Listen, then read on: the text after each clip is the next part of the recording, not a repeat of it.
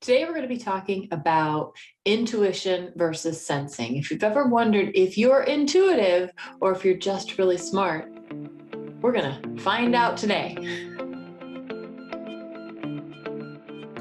So, my name's Danielle MacKinnon. I am a pet psychic. I'm a professional psychic as well. And today, we're going to be talking about what intuition is, how it usually works, and at the end, I'm going to give you an exercise that you can do to figure out about your own intuition and whether or not it's working and how it works. What does it do? What does it look like? So here we go.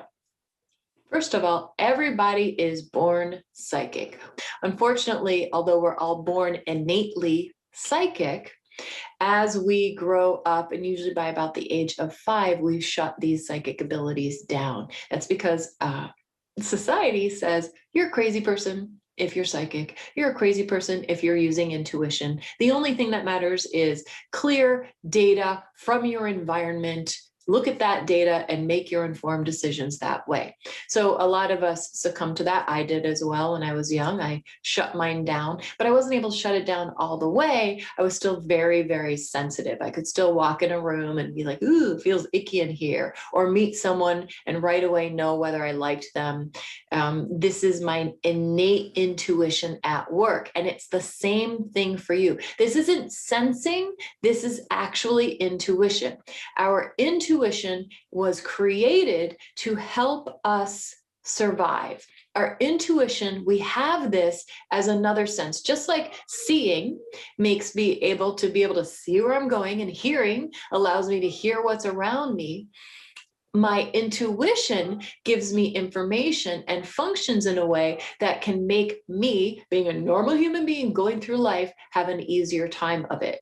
So if you're like me, you probably shut your intuition down early on in your childhood. But the thing about intuition is it doesn't totally shut off. And this is why a lot of people think they're sensing when they're actually using intuition. It's integrated into their everyday life, and they can pass it off as, I studied that subject, so I know a lot about it, or I'm just a really compassionate person, so people like to tell me their problems. If you're somebody who people love to talk to on the phone because you give great advice, there's a pretty high probability that your intuition is highly active. I will explain that at the end of the video. It's interesting because it's a lot more acceptable in our society to say, I had a gut instinct versus I was being intuitive, I was psychic in that moment. Everybody's comfortable saying gut. Nobody's comfortable saying psychic, but it is the same thing. So when people are saying they're sensing, it's kind of a watered down way of really actually using your intuition. So let's talk for a moment about how intuition works. Intuition works through visuals. You see a flash, or you see a quick little movie. These are very quick visuals. Intuition works as sounds. Maybe you hear a thought in your head that you didn't think yourself, or you hear a sound outside your ear that wasn't actually there. So it sounds as well as words. Intuition also works through feelings. Now, by feelings, I mean emotions or physical feelings. So I remember I said I could walk into a room and I would immediately feel like, ooh, skeevy, ooh, they feel like this. That's an emotion. I don't know what word that emotion is, but that's an emotion. And in that emotion, I'm receiving psychic information, intuitive data. So that's a feeling. I could also, when you get chills, like something creepy happens and you get chills, that's intuition. It's not just some random thing that happens to people. That is intuition. The last way that I'm going to talk about that intuition works is through this kind of sudden knowing. So I will use this example that I'm not psyched about, but my son was in the kitchen with his friend, and it just burst out of my mouth. I said, "Are you vaping?" to his friend, And his friend was like, what? Turns out he was. Just suddenly in my head, I had this urge to say this thing. That is intuitive information when it just lands in you. Okay, and remember, in a minute, I'm going to show you a little exercise so you can start to develop and see where your intuition is. The next piece that you need to know to understand about intuition is, where does intuition come from? So in my world, there are three main places that intuition comes from. I have a school where I teach people to connect psychically with animals. So one place is from an animal. An animal can send intuitive data to a person. The person can learn to pick that intuitive data up. That's called being a pet psychic or an animal communicator. You can also get psychic data, intuitive data from your spiritual guides. And these are, some people call them ascended masters, archangels, guides. They're higher level beings, God, spirit. There's that lane as well where intuition, you can get intuitive data. And then the third place where you can get intuitive data is basically through the energy fields of anyone or anything. So that means I could meet a person and pull intuitive data. There's intuitive data flying around everybody all the time. I could pull this intuitive data out of their fields because I've learned how to pull intuitive data. I've learned how to pick this information up.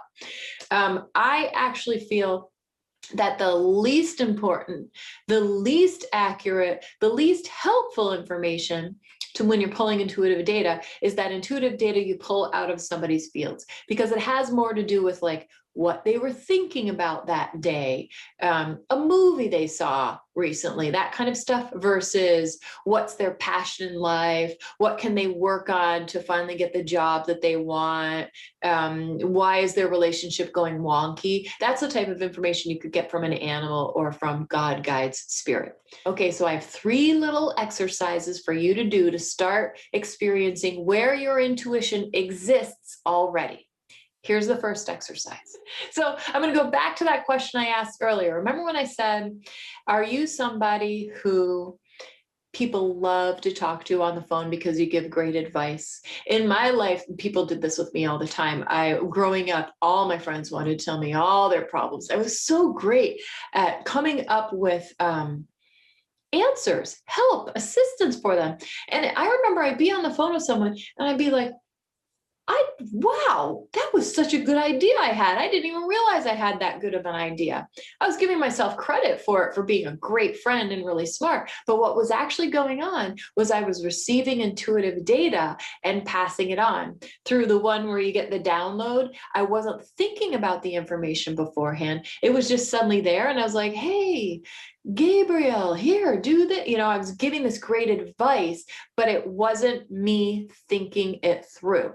So if you are somebody who your friends love to be around you, your friends love to tell you all their stuff, are you somebody who complete strangers feel the desire, like you're sitting on the bus and the person next to you kind of starts telling you their life story?